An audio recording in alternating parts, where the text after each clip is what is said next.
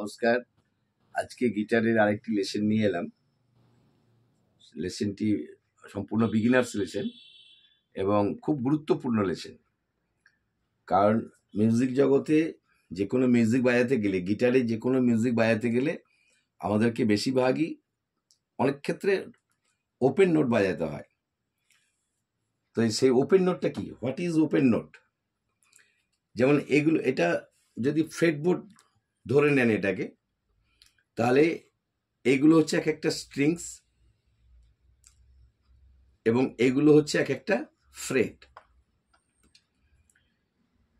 এটা সব থেকে নিচে, সব থেকে পাতলা ই, তার উপরেরটা বি, তার উপরেরটা জি, তার উপরেরটা ডি, তার উপরেরটা এ, তার উপরে সব থেকে মোটা এবং সর্বশেষ উপর সেটাও আবার ই। সবার উপরে এবং সবার নিচে এই দুটি হচ্ছে ই স্ট্রিংস। এটা হচ্ছে নাট পজিশন। নাটের এই পাশে ফ্রেট আছে, এই পাশে ফ্রেট আছে, নাটের এই পাশে কিন্তু ফ্রেট নেই। তাহলে আমরা ওপেন নোট কিভাবে বাজাবো?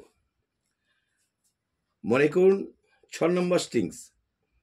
6 নম্বর স্ট্রিংসের আমি কোনো ফ্রেটে আঙুলে প্রেসার না দিয়ে যদি বাজাই, কোনো ফ্রেটে আমি আঙুল রাখলাম না, আঙুল চাপ দিয়ে রাখলাম না, আমি স্ট্রিংটা ওপেন স্ট্রোক করলাম, তাহলে যে নোটটি বাজবে সেটি হচ্ছে ই।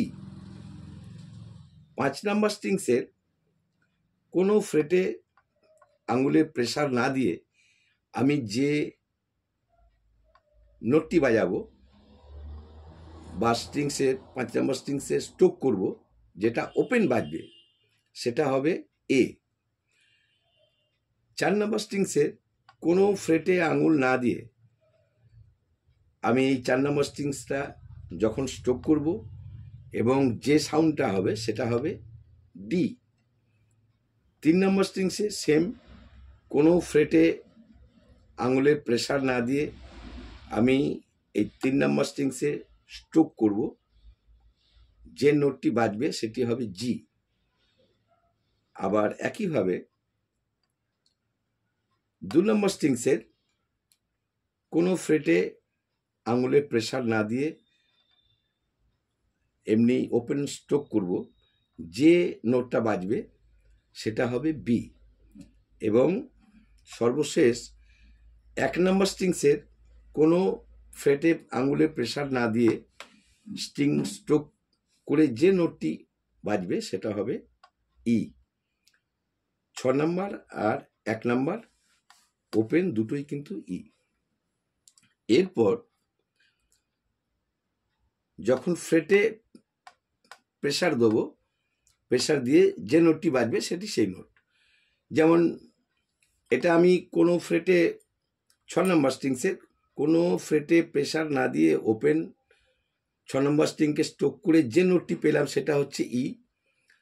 আবার এই 6 নম্বর স্ট্রিংসের যখন আমি 1 নম্বর ফ্রেটে 6 নম্বর স্ট্রিংসের 1 নম্বর ফ্রেটে প্রেসার দিয়ে যখন আমি স্ট্রোক করব 6 নম্বর স্ট্রিংকে, তখন যে নোটটি বাজবে সেটা হবে এফ।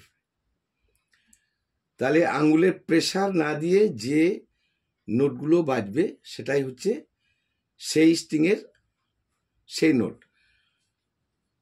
বা ওপেন নোট। কারণ 6 নম্বরে ই, যেহেতু এটা স্ট্রিং, 5 নম্বরে ওপেন এ, যেহেতু এটা এ স্ট্রিংস, 4 নম্বরেও ওপেন ডি, যেহেতু ডি স্ট্রিংস, 3 নম্বরে ওপেন এটা যেহেতু জি স্ট্রিং সেহেতু জি, 2 নম্বরে যেহেতু এটা বি স্ট্রিং এটা ওপেন বি, আবার 1 নম্বরে যেহেতু এটা ই স্ট্রিং ওপেন ই। তাহলে একবার প্র্যাকটিক্যাল বাজিয়ে দেখিয়ে দিই যে কোনটা ওপেন আর কোনটা।